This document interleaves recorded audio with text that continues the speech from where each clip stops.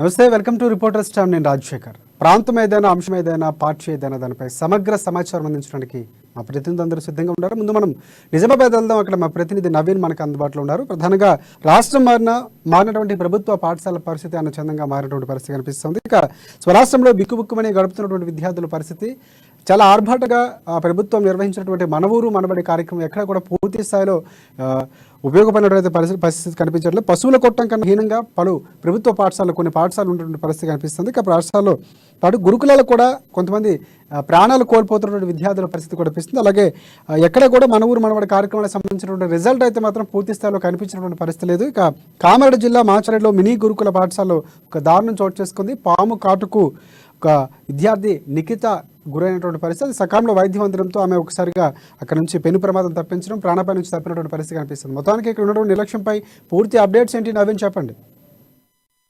Thank you Rajasekhar. ఇటు రాష్ట్రం మారినప్పటికీ కూడా విద్యార్థుల భవిష్యత్తు మారడం లేదు. అలాగే ప్రభుత్వ పాఠశాల స్థితిగతులు కూడా మారని పరిస్థితి ఉంది. తెలంగాణ రాక ముందు ప్రభుత్వ పాఠశాల ఎలా ఉందో ఇప్పుడు కూడా తెలంగాణ వచ్చి 9 సంవత్సరాలు అవుతున్నప్పుడు కూడా ఇంతవరకు ఇప్పటికి కూడా అదే పాఠశాల అదే అన్న చందంగా ఉన్నట్లు తెలుస్తుంది. ముఖ్యంగా ఇటు అనేక పాఠశాలలు పశువుల కొట్టం కన్నా హీనంగా ఉన్న పరిస్థితి ఉంది. అని ఎప్పుడు ఇటు ప్రభుత్వ పాఠశాలలు చూసుకున్నా చాలా మటుకు పాఠశాలలు ఇటు ఎప్పుడు పెచ్చులు ఊడిపడతాయి, పైనుండి ఎప్పుడు స్లాబ్ ఊడి రాళ్ళ మీదకి వస్తుందో కూడా తెలియని పరిస్థితి. అలాంటి ప్రభుత్వ పాఠశాలల మధ్యనే ఇప్పుడు విద్యార్థులు బిక్కున ప్రాణాలు అరచేతికి పెట్టుకొని మరీ గడపాల్సిన పరిస్థితి ఉంది. వైపు రాష్ట్ర ప్రభుత్వం తెలంగాణ వచ్చిన తర్వాత తాము అన్ని రకాల సదుపాయాలు మౌలిక వసతులు కల్పిస్తాము, ముఖ్యంగా మన ఊరు మన బడి పేరుతో మౌలిక సదుపాయాలు కల్పిస్తామని చెప్పి వైపు రాష్ట్ర ప్రభుత్వం చెప్తున్నప్పటికీ కేవలం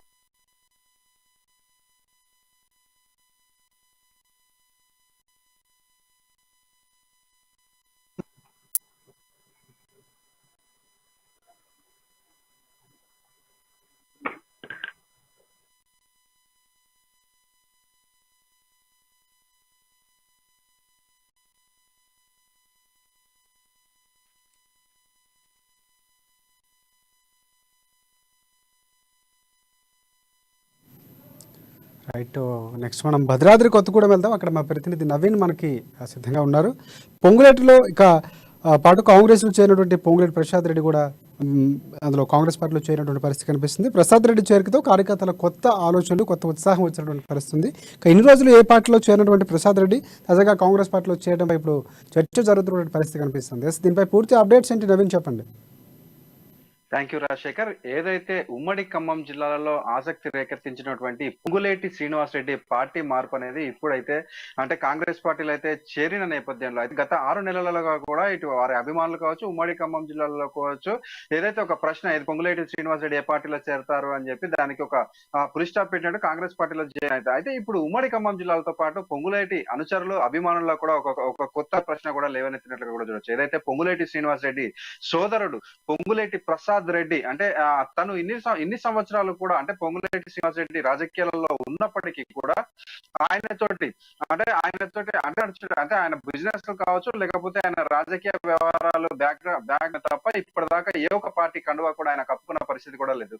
ఈ నేపథ్యం ఈ నెల 2వ తారీఖున ఖమ్మంలో జరిగినటువంటి ఈ యొక్క అంటే ఏదైతే తెలంగాణ జనగర్జన సభ ద్వారా ఏదైతే రాహుల్ గాంధీ సమక్షంలో పొంగులేటి శ్రీనివాస్ రెడ్డి కాంగ్రెస్ పార్టీలో జాయిన్ అయిన నేపథ్యంలో ఆయనతో పాటు ఆయన అనుచరులందరూ కూడా కాంగ్రెస్ పార్టీలో జాయిన్ అయ్యారు. అయితే ఇక్కడ ఒక ప్రత్యేకత కూడా చోటు చేసుకుందని చెప్పొచ్చు. ఏదైతే పొంగులేటి శ్రీనివాస్ రెడ్డి సోదరుడు పొంగులేటి ప్రసాద్ రెడ్డి కూడా ఈ కాంగ్రెస్ పార్టీ కండువా కప్పుకున్నట్లుగా కూడా మనం గమనించాలి. ఎందుకంటే పొంగులేటి ప్రసాద్ రెడ్డి ఇప్పటి వరకు ఏ పార్టీ కండువా కూడా కప్పుకోలేదు, ఏ పార్టీలో కూడా ఆయన ఒక అంటే యాక్టివ్ గా లేరని కూడా చెప్పొచ్చు. ఆయన కేవలం వారి బిజినెస్ లో కావచ్చు, అదే విధంగా పొంగులేటి శ్రీనివాస్ రెడ్డికి సంబంధించినటువంటి రాజకీయ వ్యవహారాలను బ్యాక్గ్రౌండ్ గా ఉంది చూసుకోవడం తప్ప ఎప్పుడు కూడా ఏ పార్టీలో కూడా యాక్టివ్ గా లేరని కూడా చెప్పొచ్చు. అయితే ఈ మొన్న జరిగిన సభ ద్వారా కాంగ్రెస్ పార్టీలో ఆయన కూడా కండువా కప్పుకోవడం అయితే ఒక ప్రత్యేకత సంచరించుందని కూడా చెప్పొచ్చు. అంటే వారి అనుచరులు కొంతమంది మాట్లాడుకుంటూ ఏదైతే పొంగులేటి ప్రసాద్ రెడ్డి కూడా ఈసారి ఎన్నికలలో పోటీ చేస్తారా అనే ఒక ప్రశ్నను కూడా లేవనెత్తుతున్న పరిస్థితి కూడా ఉంది. అయితే ఈ నేపథ్యంలో అంటే ఏదైతే ఉమ్మడి జిల్లాలో ఉన్న 3 జనరల్ స్థానాలలో ఏదో ఒక స్థానం నుంచి ఆయన పోటీ చేస్తారా అనే ఒక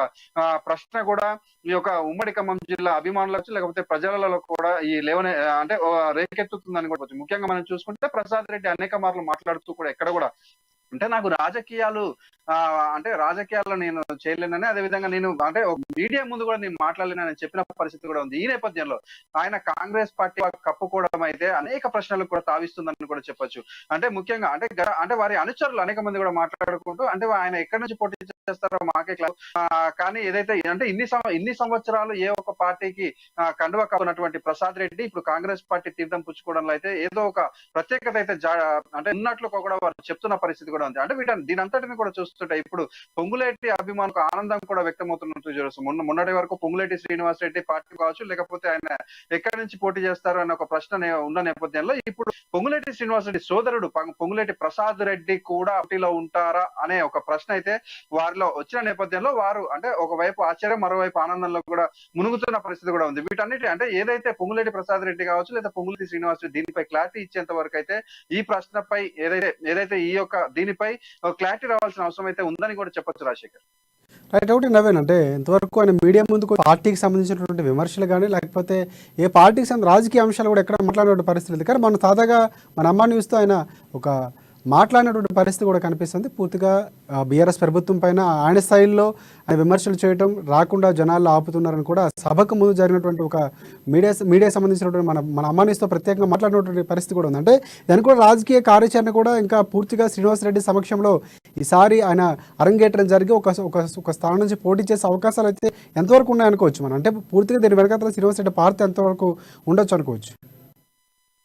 ఖచ్చితంగా రాజశేఖర్. ఎందుకంటే ఏదైతే పొంగులేటి ప్రసాద్ రెడ్డి అనే వ్యక్తి ఇప్పటి వరకు ఎక్కడ కూడా ఏ మీడియాలో కూడా కనిపించిన పరిస్థితి లేదు. అదే విధంగా ఎక్కడ కూడా ఏ ఒక్క పార్టీని కూడా విమర్శించిన దాఖలాలు కూడా లేవు. అయితే ఇప్పుడైతే ఈ పొంగులేటి శ్రీనివాస్ రెడ్డి కాంగ్రెస్ పార్టీలో చేరతారని, అదే విధంగా ఆయన ఈ యొక్క పార్టీ మార్పు సన్నాహక భాగంగా పొంగులేటి ప్రసాద్ రెడ్డి అయితే యాక్టివ్ గా పనిచేశారని కూడా చెప్పొచ్చు. అదే విధంగా మన అమ్మ న్యూస్ తో మాట్లాడినప్పుడు కూడా ఆయన అధికార బీఆర్ఎస్ పార్టీని ఎండగట్టే ప్రయత్నం అయితే చేయాలని కూడా చెప్పొచ్చు. అదే విధంగా ఎవరు ఎన్ని అడ్డంకులు సృష్టించినా ఈ యొక్క సక్సెస్ అవుతుందని ఆయన కూడా మాట్లాడిన పరిస్థితి. అయితే మొన్న ఆయన కండువా కప్పుకునేంత వరకు కూడా ఎవరికి కూడా ఈ ఆలోచన అయితే వచ్చిన పరిస్థితి. ఎందుకంటే పొంగులేటి ప్రసాద్ రెడ్డి ఎప్పుడు బ్యాక్ గ్రౌండ్ గానే నిలబడి పొంగులేటి శ్రీనివాస్ రెడ్డికి సపోర్ట్ చేస్తున్న పరిస్థితి ఉంది. అయితే ఈసారి అంటే ఈ ఎన్నికల్లో అయితే పొంగులేటి శ్రీనివాస్ రెడ్డి సారథ్యంలో ఏదైతే ఉమ్మడి ఖమ్మం జిల్లాలో పొంగులేటి ప్రసాద్ రెడ్డి కూడా రాజకీయ అరంగేట్రం చేయబోతున్నారు అని వారి అనుచరులను అయితే విశ్వసనీయ సమాచారం కూడా ఉంది. ఎందుకంటే ఒకవేళ పొంగులేటి శ్రీనివాస్ రెడ్డికి సపోర్టివ్ గా ఉండాలి, లేకపోతే ఆయన బిజినెస్ లో లేకపోతే ఈయనకి బ్యాక్గ్రౌండ్ గా ఉండాలి అనుకుంటే పార్టీ జాయిన్ కావాల్సిన అవసరం లేదు. అయితే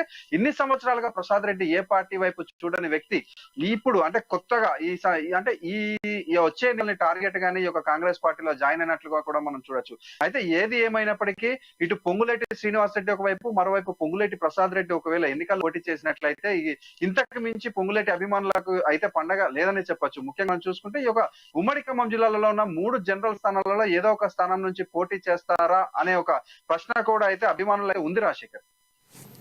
రైట్. ఒకటి నవీన్, ఫైనల్ గా అంటే ఒకవేళ రాజకీయ సమీకరణలో టికెట్ పూర్తి స్థాయిలో సరైన అభ్యర్థి దొరికినప్పుడు ముందు జాగ్రత్తగా ఒకవేళ తన పార్టీలోకి ఆహ్వానించి తన పార్టీలోకి జాయిన్ అయిన తర్వాత ఒక స్థానం నుంచి పోటీ చేస్తే, ఎందుకంటే పొంగులేటికి ఉన్నటువంటి చరిష్మా తన సోదరుడికి కూడా ఉపయోగపడే అవకాశం ఉంటుంది కాబట్టి ఆయన ఒక రాజకీయ కోణంలో ముందస్తుగా ఆయన పార్టీలోకి జాయిన్ చేసుకోవడం ఇదంతా ఒక వ్యూహంగా ఆలోచించవలసిన అవసరం ఉందని అనుకుంటున్నారు. ఇది మీరు చెప్పి కరెక్ట్. ఎందుకంటే ఏదైతే ఇప్పుడు పొంగులేటి శ్రీనివాస్ రెడ్డి అనుచరులు ఉమ్మడి ఖమ్మం జిల్లాలో పోటీ చేస్తారని ఆయన కాంగ్రెస్ పార్టీ డిసైడ్ కాకముందే అంటే 10 నియోజకవర్గ తన అనుచరులు ఉంటారని చెప్పారు. అయితే కాంగ్రెస్ పార్టీలో జాయిన్ అయిన నేపథ్యంలో సమీకరణాలతోటి ఆయన పొంగులేటి శ్రీనివాస్ రెడ్డి ఇప్పుడు చెప్తున్న పరిస్థితి ఏంటంటే ఎవరైతే గెలుపు అవకాశాలు ఉంటాయో వారికి సీట్లు వస్తాయని కూడా చెప్తున్నారు. అయితే ఏదైతే ఈ 3 నియోజకవర్గాలు ఏదైతే పాలేరు కావచ్చు, ఖమ్మం, కొత్తగూడెం ఈ 3 నియోజకవర్గాలలో ఏదో ఒక స్థానం నుంచి అయితే పొంగులేటి శ్రీనివాస్ రెడ్డి పోటీ చేస్తానని చెప్పిన పరిస్థితి కూడా ఉంది. అయితే ఈ యొక్క 3 నియోజకవర్గాల్లో ఒక స్థానం ఈయన పోటీ చేసిన నేపథ్యంలో మరో 2 స్థానాల్లో ఎవరో ఒకరు వీరి యొక్క అనుచరులను అయితే నిలబెట్టాల్సిన అవసరం కూడా ఉంది. ఈ నేపథ్యంలో అంటే ఇప్పుడు ఖమ్మం తీసుకోవచ్చు, లేదంటే పాలేరు, కొత్తగూడెం ఇక్కడ అంటే మిగతా వీరి అనుచరుల కంటే ఒక పొంగులేటి ప్రసాద్ రెడ్డి కొన్ని స్థానాలలో కొత్త వారికి ప్రాధాన్యం ఇచ్చే పరిస్థితి కూడా ఉంది. ఇప్పుడు కొత్తగూడెం కావచ్చు, లేకపోతే కొన్ని స్థానాలు ఈ కొత్త వారిని వీరు అంటే హక్కున తెచ్చుకునే ఓటర్లు కూడా ఈ యొక్క 3 నియోజకవర్గాల్లో ఉన్న పరిస్థితుల్లో ఇప్పుడు పొంగులేటి ప్రసాద్ రెడ్డి అనే వ్యక్తిని కాంగ్రెస్ పార్టీలోకి అధికారంలోకి తీసుకురావడం ఆ ఎన్నికలలో స్ట్రాటజీలుగానే చూడొచ్చు. అదేవిధంగా ఈ యొక్క పొంగులేటి శ్రీ ప్రసాద్ రెడ్డిని ఒకవేళ ఎన్నికలలో నిలబెట్టినట్లయితే పొంగులేటి శ్రీనివాస్ రెడ్డి చరిష్మా అనేది పొంగులేటి ప్రసాద్ రెడ్డికి అయితే ఖచ్చితంగా ఉపయోగపడుతుందని కూడా చెప్పొచ్చు. వీటన్నిటిని బేరీజు వేసుకొని పొంగులేటి ప్రసాద్ రెడ్డిని ఈ యొక్క కాంగ్రెస్ పార్టీలో అంటే ఏదైతే చేరడానికి ఒక ప్రణాళిక వేసినట్లుగా కూడా మనం చూడొచ్చు. ముఖ్యంగా మనం చూసుకుంటే పొంగులేటి ప్రసాద్ రెడ్డి అంటే అటు పొంగులేటి శ్రీనివాస్ రెడ్డి చరిష్మా, అదేవిధంగా కాంగ్రెస్ పార్టీ చరిష్మా రెండు కలిసి పొంగులేటి ప్రసాద్ రెడ్డి ఏదైనా ఒక నియోజకవర్గం నుంచి పోటీ చేసినట్లయితే ఆయన విజయం కూడా అంటే విజయానికి కూడా దగ్గరలోనే ఉంటారని కూడా చెప్పొచ్చు. అదేవిధంగా విజయం సాధిస్తారని కూడా చెప్పొచ్చు. వీటన్నిటి నేపథ్యంలో వీరు సమీకరణాలు వేసుకునే పొంగులేటి ప్రసాద్ రెడ్డి అయితే కాంగ్రెస్ పార్టీలో కాంగ్రెస్ తీర్థం తీసుకున్నారని కూడా చెప్పొచ్చు Rajasekhar. Right, thanks for updates Naveen. Next మనం మరొకసారి మన నిజామాబాద్ ప్రతినిధి నవీన్ దగ్గరికి వెళ్దాం. ఎస్ నవీన్, చెప్పండి, అక్కడ ఉన్నటువంటి ఏదైతే పాము కాటుకు గురైనటువంటి విద్యార్థి నిఖిత పరిస్థితి ఎలా ఉంది? అంటే పూర్తి స్థాయిలో వాళ్ళు సంప్రదించే ప్రయత్నం చేశారో, దానికి సంబంధించినటువంటి సమాచారం ఏంటి? ముఖ్యంగా ఈ రోజు సంఘటన జరిగినటువంటి కామారెడ్డి జిల్లా మాచిరెడ్డి మండల కేంద్రంలోని మినీ గురుకుల పాఠశాల పరిస్థితి చూస్తే గురుకుల పాఠశాలలు కూడా ఇటు ప్రైవేటు ప్రభుత్వ పాఠశాలతో పాటు ఇటు గురుకుల పాఠశాలలు కూడా పరిస్థితి ఎంత అగమ్య గోచరంగా కూడా ఉందో స్పష్టంగా అర్థమవుతుంది. ఇటు అనేక పాఠశాలలు ప్రభుత్వ పాఠశాలలు చూసుకున్నట్లయితే ఇటు పశువుల కుట్టంగా ఘోరంగా కూడా ఉన్న పరిస్థితి ఉంది. ఎక్కడ పెచ్చులు కావచ్చు, పైన ఉన్నట్టు స్లాబ్ పైన ఉన్నట్టు రేకులు ఎక్కడ ఊడిపడతాయో కూడా తెలియని పరిస్థితి ఉంది. ఆ భయం ప్రాణాలు అరచేతి పట్టుకొని మరి ఇటు విద్యార్థులు కూడా చదువుతున్న పరిస్థితి మొత్తం కనిపిస్తుంది. ఈ రోజు గురుకుల పాఠశాలలో 60వ తరగతి చదువుతున్నటువంటి నిఖిత అనే వరణలో సమయంలో ఉన్నటువంటి అక్కడ ఉన్నటువంటి కాలంలో స్పందించే ప్రభుత్వ ప్రస్తుతం అక్కడ చికిత్స పొందుతుంది. సేఫ్ గా ఉన్నట్లు చెప్తున్న పరిస్థితి ఉంది. అయితే ఆ సమయంలో అక్కడ తోటి విద్య ఉన్న అధ్యాపకులు లేకపోవడంతో పరిస్థితి ఏంటి అని చెప్పి కూడా విద్యార్థి సంఘాలతో పాటు వారి తల్లిదండ్రులు కూడా ఆందోళన చెందుతున్నారు, మండిపడుతున్నారు. కేవలం అక్కడ ఇరు రాష్ట్ర ప్రభుత్వం మనబడి మౌలిక సదుపాయాలు కల్పిస్తామని చెప్పి ఉదర కొడుతున్నప్పటికీ కూడా ఎక్కడా కూడా కనీస సౌకర్యాలు కూడా లేని పరిస్థితి అని చెప్పి తమ పిల్లలను చదువుకో కోసం ఇటు విద్యాలయాలకు పంపిస్తే ఎప్పుడు ఎక్కడ సురక్షితంగా క్షేమంగా ఇంటికి తిరిగి వస్తారో లేరో వచ్చే వరకు కూడా భయంతో అందరూ పని బతకాల్సిన పరిస్థితి ఉందని చెప్పి కూడా విద్యార్థి తల్లిదండ్రులు కూడా ఆందోళన చెందుతున్నారు. కేవలం ఇటు రాష్ట్ర ప్రభుత్వం మన ఊరి మనబడి పేరుతో ఇటు ప్రకటనలతో పాటు పరిమితం అని చెప్పి ఎక్కడ కూడా ఎప్పుడు తెలంగాణ రానప్పుడు ఎలా ఉన్నాయో విద్యాలయాలు ఇప్పుడు కూడా అదే పరిస్థితి ఉందని చెప్పి కూడా వేరు మండిపడుతున్న పరిస్థితి కనిపిస్తుంది. ప్రైవేట్ పాఠశాల చూసుకున్నట్లయితే వేల సంఖ్య డొనేషన్లు అలాగే లక్షల రూపాయలు కూడా ఫీజులు వసూలు చేసిన పరిస్థితి కనిపిస్తుంది. చాలా మంది కూడా చిన్న మధ్య తరగతి విద్యార్థి ప్రభుత్వ అది అంతా స్తోమత ఉన్న వారు మాత్రం ప్రభుత్వ పాఠశాలలో చదివిస్తుంటారు. కానీ అక్కడ చూసుకున్నట్లయితే పశువుల ఘోరంగా హీనంగా ఉంది. చాలా మట్టుకు చాలా పాఠశాలలు కొట్టంలో పశువులు తరలించి అక్కడ ఉంచే విధంగా కూడా ఇక్కడ ప్రభుత్వం చేస్తున్న పరిస్థితి మాత్రం ఉంది. దీనిపై కూడా ఇటు విద్యార్థి సంఘ నాయకులు ఆందోళన చేపట్టారు. మొన్న ఇటు నిజామాబాద్ కలెక్టరేట్ వద్ద ఏఎస్ఐ తో పాటు ఏబీపీ నాయకులు కూడా ప్రభుత్వ పాఠశాల ఆందోళన అయినప్పటికీ కూడా రాష్ట్ర ప్రభుత్వంలో తీరు ఎలా మారని పరిస్థితి ఉంది. దీని వల్ల కూడా ఇలాంటి ఈ రోజు నిఖిత పాపకు పాము కాటేసింది. ఇలాంటి సంఘటనలు కూడా చాలా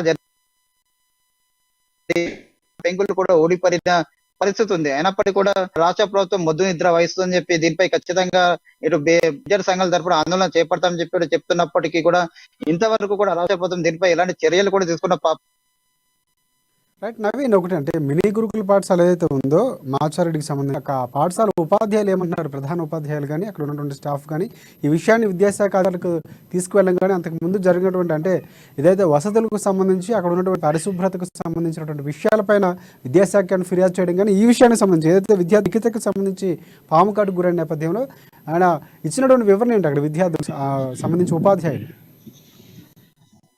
అయితే మొత్తం పూర్తిగా ఈ రోజు సంఘటనపై కూడా ఇక్కడ విద్యార్థి ఉపాధ్యాయులు మాత్రం ఇంతవరకు ఎలాంటి స్పందించారు. కేవలం పాము అక్కడ వరండా కుక్కున్న సమయంలో అనుకోకుండా అకస్మాత్తుగా అక్కడ పాము వచ్చి కాటు వేసింది. ఆమె ఇటు వెంటనే మేము తాము స్పందించాము. అలాగే అక్కడ ఉన్న ప్రభుత్వ ఆసుపత్రికి తరలించాము, అక్కడ మెరుగైన వైద్యం అందుతుందని చెప్పారు. కానీ అక్కడ ఎలాంటి వసతుల విషయంలో కానీ ఏ విషయంలో కూడా ఇంతవరకు స్పందించే పరిస్థితి ఉంది. దీంతో పాటు కూడా ఉన్నత స్థాయి అధికారులు కూడా ఇంతవరకు స్పందించలేరు. అక్కడ మామూలుగా ఒక పాము కాటు వేసిందంటే ఏదో అనుకోకుండా జరిగింది అనుకోవచ్చు. కానీ అక్కడ ఎక్కడ పాము కోసం వెతికిన సమయంలో 1 కాదు 2 కాదు 4 పాములు కూడా అక్కడ కనిపించిన పరిస్థితి ఉంది. అందులో ఒక 2 పాములు చంపేశారు. ఇంకా 2 పాములు కూడా అక్కడే అదే ప్రాంతంలో తిరుగుతున్నాయి. దీంతో అక్కడ ఉన్నటువంటి విద్యార్థులు కూడా తాము కూడా నిఖితలాగా ఎక్కడ భలే ఉత్తమం చెప్పి ఎక్కడ తమకు కాటు వేస్తున్నారని చెప్పి కూడా విద్యార్థులు కూడా భయం గుప్పిట్ల ప్రాణాలు అరచేతిలో పట్టుకొని మరి గడుపుతున్న పరిస్థితి ఉంది. అయినప్పటికీ కూడా అక్కడ ఉన్నటువంటి ప్రిన్సిపల్ కావచ్చు, ఉన్నత విద్యా అధికారులు కూడా ఇంతవరకు ఎలాంటి స్పందన మాత్రం లేదని చెప్పవచ్చు Rajasekhar. Thanks for updates Naveen. Next మనం మెదక్ వెళ్దాం. మెదక్లో మా ప్రతినిధి సునీల్ మనకి అందుబాటులో ఉన్నారు. ప్రధానంగా చూసుకుంటే సిద్దిపేట జిల్లా గజ్వేల్లో ఒక అమానుష ఘటన చోటు చేసుకుంది. గజ్వేల్ దళితుల పట్ల ఇంకా కొనసాగుతున్నటువంటి కుల వివక్ష, ఈ నేపథ్యంలోనే దళితులకు హెయిర్ కట్ చేయమంటూ దుకాణ యజమానులు చెప్పినటువంటి పరిస్థితి కనిపిస్తుంది. ఒక అమానుషమైనటువంటి ఘటన అక్కడ చోటు చేసుకుంది. బహిరంగంగానే విషయం చెప్పడంపై కుల సంఘాలు కానీ కులాలు ఆగ్రహానికి వ్యక్తం చేసినటువంటి పరిస్థితి కనిపిస్తుంది. కుల అహంకారానికి నిదర్శనంగా ఈ ఘటన ఉందని కూడా చెప్తున్నటువంటి పరిస్థితి. తమకు దుకాణాలు హెయిర్ కట్ ఎందుకు చేయాలంటూ నిలదీసినటువంటి అక్కడ యువత చేస్తున్నటువంటి పరిస్థితి కనిపిస్తుంది. మొత్తానికి అక్కడ ఉన్నటువంటి ఒక ఘటన అనేది అందరినీ దిగ్భ్రాంతి వ్యక్తం చేసినటువంటి పరిస్థితిగానే కనిపిస్తుంది. దీనిపై పూర్తి అప్డేట్స్ ఏంటి సునీల్ చెప్పండి.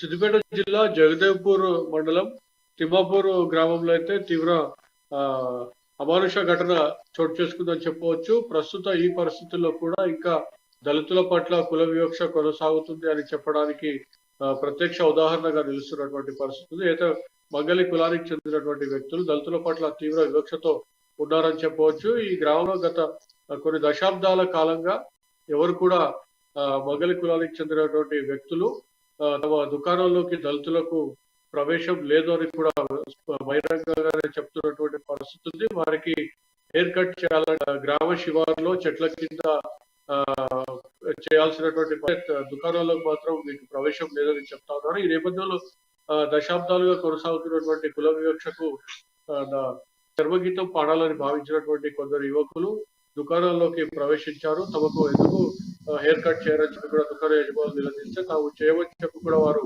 నిస్సిగ్గుగా చెప్తున్నటువంటి పరిస్థితి. అయితే ఈ నేపథ్యంలో స్థానిక పోలీస్ స్టేషన్ లో వారిపై ఫిర్యాదు చేయడం జరిగింది. వారందరిపై కూడా SC/ST అట్రాసిటీ సెక్షన్ కింద కూడా కేసు నమోదు చేశారు పోలీసులు. అయితే విషయం తెలుసుకున్న BSP నేతలు పెద్ద ఎత్తున పోలీస్ స్టేషన్ వద్దకు చేరుకున్నారు. దళితులకు బాసటగా నిలుస్తున్నటువంటి పరిస్థితి. అదేవిధంగా తహసీల్దార్ కార్యాలయం వేయడం కూడా వారు ధర్నా చేయడం జరిగింది. ఘటనను మొత్తంగా కూడా వారు పరిశీలించారు.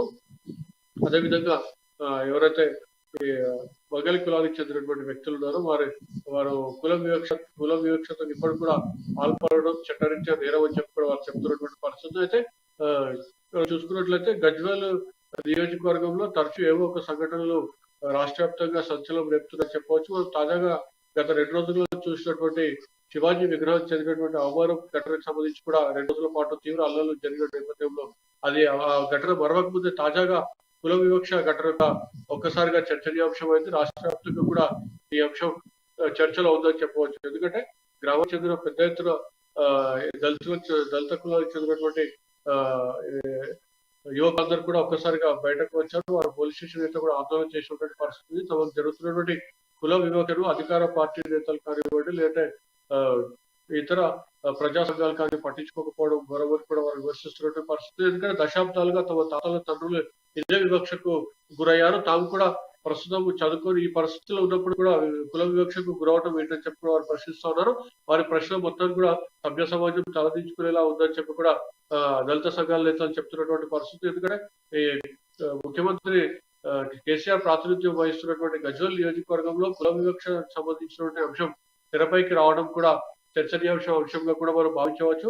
అయితే ఈ అంశంపై ఇప్పటికైతే అధికారులు ఎవరు కూడా స్పందించలేదు. కేవలం స్థానిక ఎస్ఐ మాత్రం అట్రాసిటీ కేసు నమోదు చేసామని చెప్తాను. ఇప్పటికీ తహసీల్దార్ కానివ్వండి ఆ గ్రామాన్ని పరిశీలించిన పరిస్థితి లేదు. రెవెన్యూ అధికారులు పరిశీలించాల్సి ఉంటుంది. లేదా జిల్లా స్థాయి అధికారులు కూడా కలెక్టర్ కూడా స్పందించి ఆ గ్రామాన్ని పరిశీలించాలి. వారందరితో కూడా చర్చలు జరపాలి. కుల వివక్షకు సంబంధించినటువంటి అంశాన్ని వారు ఉండకూడదు అని చెప్పి కూడా వారందరికీ చెప్పాల్సిన పరిస్థితి ఉంటుంది. అదేవిధంగా పోలీసులపై కూడా బాధ్యత ఉంది. ఎందుకంటే పోలీసులు కూడా ప్రత్యేకంగా సాంస్కృతిక కార్యక్రమాలు నిర్వహించే సపరేట్ ట్రూప్ ఉంటుంది. వారందరితో కూడా గ్రామంలో ఖచ్చితంగా గ్రామ ప్రదర్శన నిర్వహించాల్సిన అవసరం ఉంది. కానీ ఇప్పటివరకు అయితే అలాంటి చర్యలైతే తీసుకోలేదు రాజశేఖర్. రైట్. ఒకటి సునీల్, ప్రధానంగా చూసుకుంటే ఎంత అభివృద్ధి చెందాం ఇప్పటికీ దేశం అభివృద్ధి పరిస్థితి ఇంకా ఎక్కడ అంటే టౌన్లో అలాంటి పరిస్థితి ఎక్కడ లేనటువంటి పరిస్థితి. కానీ ఒక గ్రామానికి వచ్చేటప్పటికి అలాంటి పరిస్థితి రావడం అనేది ఏ విధంగా చూడొచ్చు అంటారు? అంటే ముందుగానే ఏమైనా అలాంటి సందర్భాలు ఏమైనా జరిగినటువంటి పరిస్థితులు ఉన్నాయి. అంటే అంతకు ముందు వాళ్ళు ఎక్కడ చేసుకుంటున్నారు, కేవలం ఇప్పుడు మాత్రమే అలాంటి సమస్య వచ్చిందా, అలాంటి సందర్భం వచ్చిందా, అంతకుముందు ఏమైనా వారు వ్యతిరేకించడం, వారికి చేయనని చెప్పడం ఏమైనా సందర్భాలు ఏమైనా దానికి సంబంధించిన సమాచారం ఏమైనా ఉందా మీ దగ్గర? అయితే గత దశాబ్దాల నుండి కూడా ఆ గ్రామంలో ఎవరు కూడా వర్గవలసకు చెందినటువంటి వ్యక్తులు దళితులకు తమ దుకాణాల్లో ప్రవేశం లేదని చెప్తా ఉన్నారు. వారికి హెయిర్ కట్ చేయాలంటే మాత్రం షాపు మూసేశాక ఖాళీ సమయంలో అది కూడా ఊరి శివార్లో ఖాళీ ప్రదేశాల్లో చెట్ల కింద చేస్తున్నారు. మనం కూడా ఇప్పుడు బిజినెస్ లో కానివ్వండి, లేకపోతే ఫోటో దృశ్యాల్లో కూడా మనం చూస్తున్నటువంటి పరిస్థితి ఉంది. కానీ వారికి దశాబ్దాలుగా కూడా గ్రామంలోని దుకాణాల్లో ప్రవేశం లేదు. కానీ వీరికి హెయిర్ కట్ చేయడం మాత్రం వారు ఖాళీ ప్రదేశాల్లో చేస్తుండడం పట్ల తీవ్ర అవమానీయ ఘటన చెప్పవచ్చు. ఎందుకంటే వారిని అవమానించడమే, ప్రత్యక్షంగా చూసినట్లయితే దళితులను అవమానించడమే అని చెప్పి కూడా భావించవచ్చు. అందుకే పోలీసులు కూడా అట్రాసిటీ కేసు నమోదు చేస్తున్న పరిస్థితి. అయితే దశాబ్దాలుగా ఈ వివక్ష కొనసాగుతున్నప్పటికీ వారి పూర్వీకులు మాత్రం ఈ అంశాన్ని అలాగే కొనసాగించారు, అవమానాన్ని భరిస్తూ వెళ్ళారు. కానీ నేటి యువత మాత్రం ఈ కొనసాగుతున్న వివక్షను రైట్. ప్రధానంగా ఎవరైతే ఉన్నారో బార్బర్ షాప్ యజమానులు ఏం చెప్తున్నారు, అసలు ఎందుకు చేయట్లేదు అనేది ఒక క్లియర్గా ఇచ్చారా, లేకపోతే ముందు నుంచి వస్తున్నటువంటి ఏదైతే వారు ఒక సదాయం లేకపోతే ఇంకోటి అనుకోవచ్చు, దాన్ని ఫాలో అవుతున్నారు అనుకోవచ్చు, లేకపోతే వ్యక్తి ఇతర కారణాలు ఏమైనా ఉన్నాయి, దీనికి సంబంధించి ఏమైనా దగ్గర అప్డేట్స్ ఉన్నాయా? అదే దుకాణ యజమానులు మాత్రం తాము చేయమని చెప్పి కరాఖండిగా పరిస్థితి ఉంది. తాము దుకాణాల్లో చేయాలంటే మళ్ళీ తమ కుల పెద్దలతో కానివ్వండి, గ్రామ పెద్దలతో మాట్లాడి అనుమతి తీసుకున్నాకే మీ అందరికీ కూడా దుకాణాల్లో ప్రవేశం ఉంటుందని చెప్పి కూడా నిశ్చితంగా చెప్పినటువంటి పరిస్థితి ఉంది. అయితే ఈ నేపథ్యంలో వారి మాట్లాడుతున్నటువంటి సంభాషణలు కూడా వారు వీడియో చిత్రీకరణ చేయడం జరిగింది. అయితే ఎందుకు మాకు హెయిర్ కట్ చేయడం చెప్తే మాత్రం వాళ్ళ దగ్గర జవాబు లేనటువంటి పరిస్థితి. కేవలం తమ కుల పెద్దలతో పాటు గ్రామ పెద్దలను అడిగి అనుమతి తీసుకున్నాకే చేయవద్దని నిర్ణయం తీసుకున్నాం. అప్పటి వరకు మాత్రం మీకు బయటనే దుకాణం బయటనే చెప్పి హెయిర్ కట్ చేస్తామని చెప్పి కూడా వారు చెప్తున్నటువంటి పరిస్థితి ఉంది. Thanks for updates Sunil. Next మనం నల్గొండలో మా ప్రతినిధి కిరణ్ మనకి అందుబాటులో ఉన్నారు. ఎస్, రాజగోపాల్ రెడ్డి వ్యవహారం చూసుకుంటే ఆయన కొద్దికాలంగా బీజేపీ అధిష్టానంపై పూర్తి స్థాయిలో విమర్శలు చేస్తున్నటువంటి పరిస్థితి, ఫైర్ అవుతున్నటువంటి పరిస్థితి కనిపిస్తుంది. అయితే ఈ నేపథ్యంలో తాజాగా ఆయనకి దక్కినటువంటి పదవి ఏదైతుందో దానికి సంబంధించినటువంటి కూడా పూర్తి స్థాయిలో ఇప్పుడు ఆసక్తి రేగుతున్నటువంటి పరిస్థితి. ఆయన పార్టీ మార్పు ఒక పక్క వార్తలు వినిపిస్తున్న నేపథ్యంలో బీజేపీ స్ట్రాటజీ లేకపోతే ఏమైనా తెలియదు కానీ ఆయన ఒక పదవి ఇచ్చినటువంటి పరిస్థితి కనిపిస్తుంది. ఇక దీనికి సంబంధించినటువంటి ఆయన ఎలా స్పందిస్తారు ఏంటి, దీనిపై పూర్తి అప్డేట్స్ ఏంటి కిరణ్ చెప్పండి. రాజశేఖర్, ఇక కోమటిరెడ్డి రాజగోపాల్ రెడ్డి గత కొద్ది రోజులుగా ఏదైతే మునుగోడు ఉప ఎన్నికల సందర్భంగా బీజేపీ పార్టీలో చేరి పోటీ చేసిన అనంతరం ఆయన ఓడిపోయాడో, ఇక అప్పటి నుంచి కూడా ఆ పార్టీలో తనకు ప్రాధాన్యత ఇస్తలేరు, పార్టీ తనకు సరైన గుర్తింపు లభించడం లేదని ఆయన కొద్ది రోజులుగా బీజేపీ అధిష్టానం పైన గుర్రుగా ఉన్నారు. గత కొద్ది రోజుల క్రితం ఈటెల రాజేందర్ తో పాటు కోమటిరెడ్డి రాజగోపాల్ రెడ్డి కూడా అమిత్ షా ను కలిసేందుకు ఢిల్లీకి వెళ్ళినారు.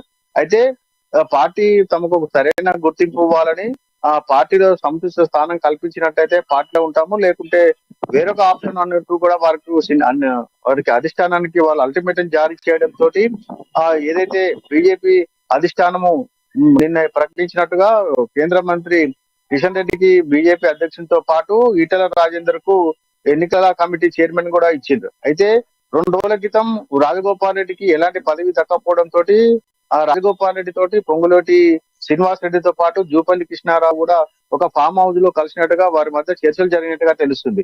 అయితే పార్టీ అధిష్టానం కనుక తనకు సరైన ప్రాధాన్యం ఇవ్వకపోయినట్టయితే తిరిగి కాంగ్రెస్ గూటికి చేరతాననే సంకేతాలు కూడా పంపడం తోటి నిన్న అతనికి జాతీయ కార్యవర్గంలో చోటు కల్పించడం జరిగింది. అయితే ఈ కోమటిరెడ్డి రాజగోపాల్ రెడ్డి యొక్క కేంద్రం ఏదైతే జాతీయ స్థాయిలో పదవి కల్పించడం పట్ల తృప్తిగా ఉంటాడా, లేకుంటే తిరిగి కాంగ్రెస్ గూటికి చేరతాడనేది మాత్రం ఇంకా సందిగ్ధంగానే ఉన్నది. ఎందుకంటే తన అన్న కోమటిరెడ్డి వెంకటరెడ్డి ఇప్పటికే తన తమ్ముడిని కాంగ్రెస్ పార్టీలోకి తీసుకువెళ్లేందుకు తీవ్ర ప్రయత్నాలు చేస్తున్నారు. అదే విధంగా గత కొద్ది కాలంగా మంతనాలు కూడా జరుపుతున్నారు. పొంగులేటి శ్రీనివాసరెడ్డితో పాటు జూపల్లి కృష్ణారావుతో కలిసినప్పుడు కూడా తిరిగి కాంగ్రెస్ పార్టీలోకి చేరాలని కూడా వారు డిమాండ్ చేయడం జరిగింది.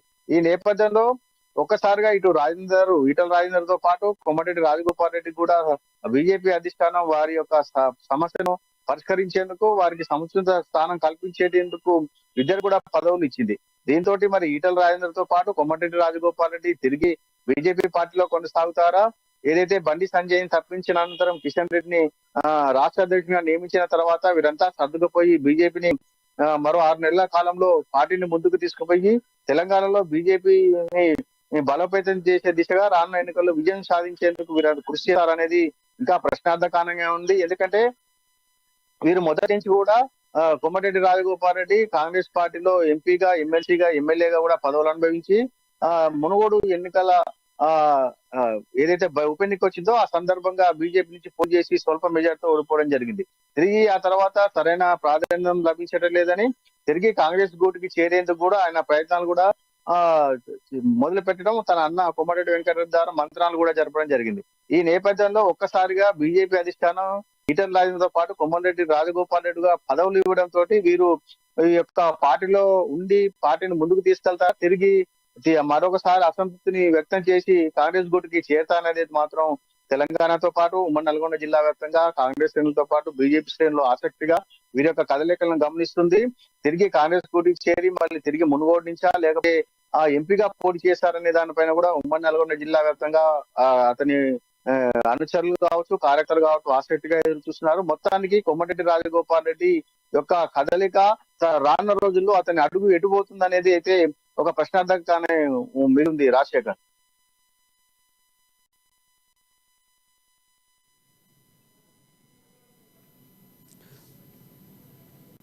హలో, రైట్ కిరణ్ ఒకటి అంటే ఒక రాజకీయ వ్యూహంగా మనం భావించాల్సిన అవసరం ఉందంటారు. ఎందుకంటే ఇక్కడ ఆయన ఇరుకును పెట్టి అంటే గోపాల్ రెడ్డి కూడా మొన్న శ్రీనివాస్ రెడ్డితో ఆయన ఒక రహస్యమైనటువంటి భేటీ జరిగిందని బయటకు రావడం, వార్తలు ఆయన మారిపోతున్నారని, సిద్ధం చేసుకున్నారని, ఇలా ఒక నానా రకాలుగా ఒక వార్తలు వస్తున్న నేపథ్యంలో బీజేపీ అధిష్టానం చెక్ పెట్టేందుకు, ఆయనకు ఒక ఇరుకు పెట్టేందుకే ఇలాంటి వ్యూహంతో ఆయన్ని జాతీయ కార్యక్రమంలోకి తీసుకుంది అని మనం భావించవలసిన అవసరం ఉందంటారు. ఇక్కడ రాజశేఖర్ రెండు ఆలోచనలు చేయవచ్చు. ఒకటి, కోమటిరెడ్డి రాజగోపాల్ రెడ్డి గత పార్టీలో తనకు సరైన గుర్తింపు లేదని, మునుగోడు ఉప ఎన్నికల తర్వాత కనిపించడం లేదని బీజేపీ అధిష్టానం పైన విమర్శలు చేయడంతో పాటు పోతున్న సంకేతాలు కూడా అతను అధిష్టానానికి తెలియజేయడం జరిగింది. పాటు ఈటల రాజేందర్ ఇద్దరు కూడా ఢిల్లీకి వెళ్లి అమిత్ షాతో మంత్రాలు వీరిద్దరు కూడా బండి సంజయ్ని అధ్యక్ష పదవి తప్పించి వీరిద్దరికి కూడా పదవులు కేటాయించడం జరిగింది. దీంతో బీజేపీ పార్టీలో సంస్థాగతంగా కావచ్చు, ఆర్ఎస్ఎస్ సంబంధాలు కావచ్చు నుంచి ఏదైతే పార్టీలో ఉన్న వారికి సముచిత స్థానంతో పాటు కల్పించడం జరుగుతుంది. కోమటిరెడ్డి రాజగోపాల్ రెడ్డి కేవలం 9 నెలల క్రితమే మునుగోడు ఉప ఎన్నికల ముందే అతను బీజేపీ పార్టీలోకి రావడం జరిగింది. ఇంతవరకు ఉమ్మడి నల్గొండ జిల్లాలో కూడా ఎవరికి కూడా జాతీయ కార్యవర్గంలో చోటు కల్పించిన దాఖలాలు ఇప్పటి వరకు కూడా లేవు. కేవలం రాజగోపాల్ రెడ్డి కొంత ఆర్థికంగా బలమైన నేత, ప్రజల్లో గుర్తింపు ఉంది, గతంలో ఎంపీగా, ఎమ్మెల్యేగా పోటీ చేశాడు అనుభవంతో బీజేపీ